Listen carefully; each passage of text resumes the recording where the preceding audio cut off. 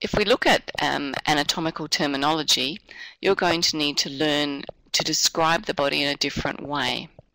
So we're going to be looking at anatomical landmarks and superficial anatomy on the surface.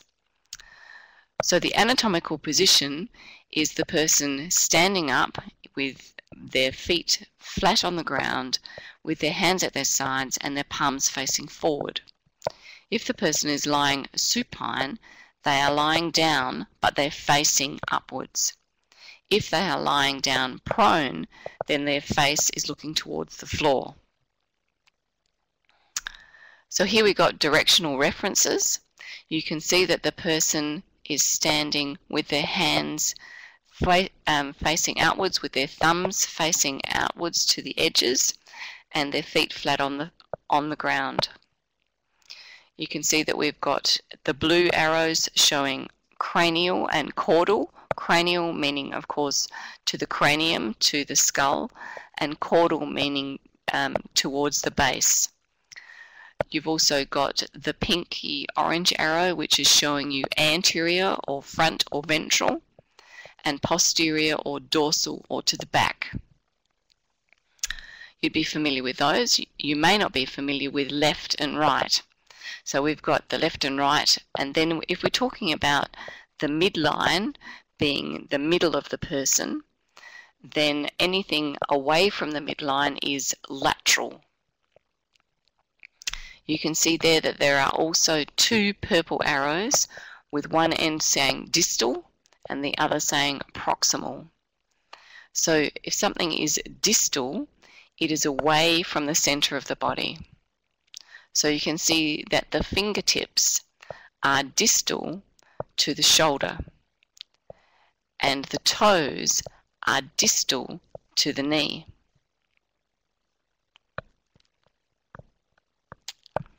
There's also a way that we look at anatomy via sectional anatomy, and this is where we cut planes through the body. So it's a three-dimensional axis, and you've also got sections which are parallel slices to a plane, and this allows, with specific diagnostic imaging, to be able to visualize internal organs and structures. There are important types of X-ray machines. So one is called an MRI, or a magnetic resonance imaging, or a PET, which is a positron emitting tomography, or a CT scan, which is a computer tomography. Each of those will provide different images of the body. So here we are looking at the person again, the human standing in the anatomical position with feet flat on the floor and with hands by the side facing outwards, with the thumbs on the furthest lateral side. So if we follow the purple arrow, you can see that the purple plane looks like it's cutting the person in two from anterior to posterior. If we took the section and looked at that through an X-ray machine, through what is called a computer tomography machine, we would see a slice that looks like the purple diagram. If we were looking at a sagittal plane, we need to be looking at the person being cut into left and right halves, and you can see here that it would also be a sagittal plane, and that would be the organs we would see if we went straight down the middle. If we were to use the green line, where you can see it's cutting the person in half, where you've got an upper half and a lower half, that is called a transverse.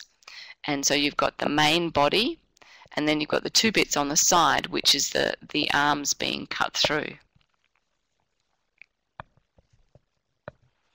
So as nurses, it's important for you to be able to distinguish as to what direction. If you were speaking to someone on the phone, you may have to describe the position of a wound or an injury or the placement of a fracture.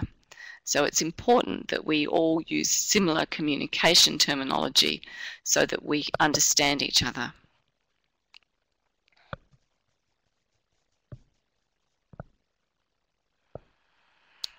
So here, if we're looking at the top one, here we've got transverse or horizontal. and that is, if we look at the horizon, you can see that that would be cutting the person in two, and we'd get that cross section. The body is also divided into cavities, so you'll need this information to complete your anatomy and physiology lab report. And you can see here that we've got the anterior and posterior views of the person, and that there are a number of cavities. We've got the pleural cavity, where we have the lungs. We have the pericardial cavity, which is where we would find the heart. The diaphragm separates the pleural cavity from the abdominopelvic cavity. And in the abdominopelvic cavity, we have the peritoneal cavity and the abdominal cavity, and lower down we have the pelvic cavity.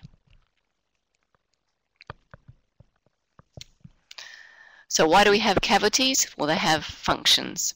One is to protect the organs from accidental shocks, and it's also to permit changes in size and shapes of internal organs.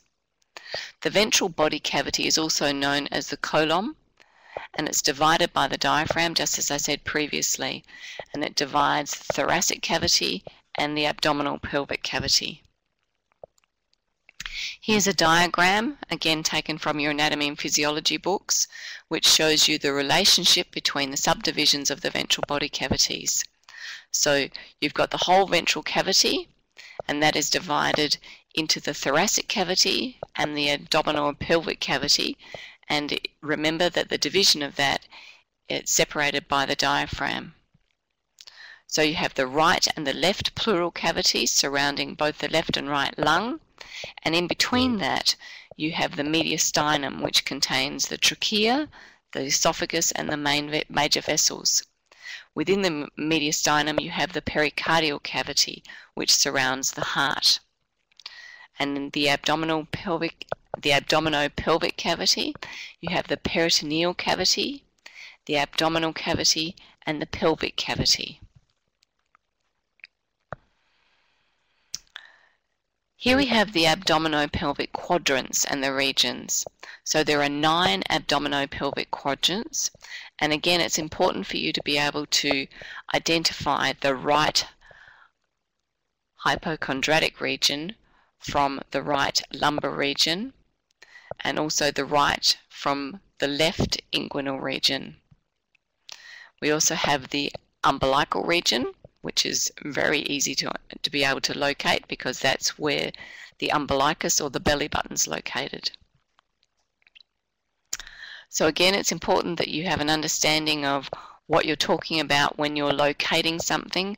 If you were trying to explain to someone, another medical health professional, where a person had their pain or where there was particular trauma or a wound. We also have the quadrants. So a person may have pain in the right upper quadrant or the left lower quadrant, and that will give you some understanding as to what the pain may be caused from, because you'll have an understanding of what are the organs that are located within that quadrant. So here's a diagram showing you those quadrants and also the 9 regions, so that you can determine which organs are lying underneath those regions. So you can see someone, if they had the right lower quadrant, then they had a pain there. It may be related to their appendix.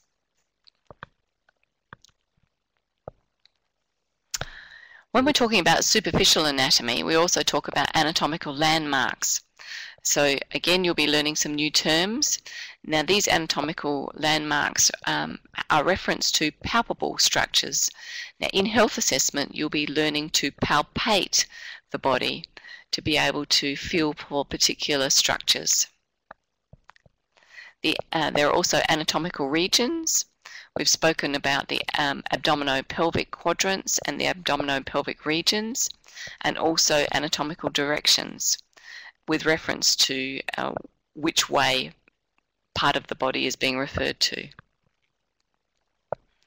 So here in this drawing, we've got a number of terms that you will need to become familiar with. So the main ones that we're talking about, we've got the cephalic or head, so you've got the cranium or skull, then you've got the cervical or neck, and then as we're moving down, we've got the trunk. Within the trunk, we have got the thoracic cavity, and then we have the abdominal